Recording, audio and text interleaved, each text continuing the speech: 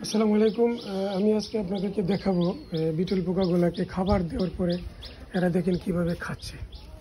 এই যে আমি এখন খাবার দিছি, এই যে দেখেন এরা কি স্বাচ্ছন্দ্য বোধ করে খাচ্ছে। এক্সট্রা বেশি কোনো খাবার দিয়ে নেই, এদিন প্রত্যেকটা ভুলে এরা জড়ো হয়ে খাচ্ছে।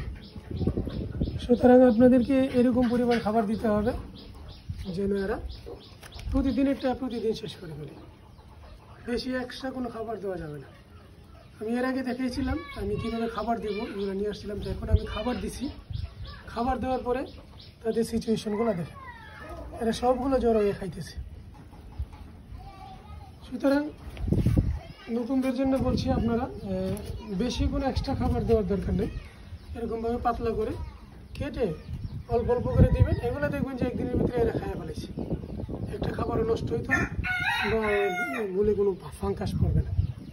যাই হোক ভিউয়ার্স, কারো যদি এরকম মা পোকা লাগে বা লার্ভা লাগে, কারো যদি পিউপা লাগে, আমার কাছে ইনশাল্লাহ আলহামদুলিল্লাহ অ্যাভেলেবেল আছে।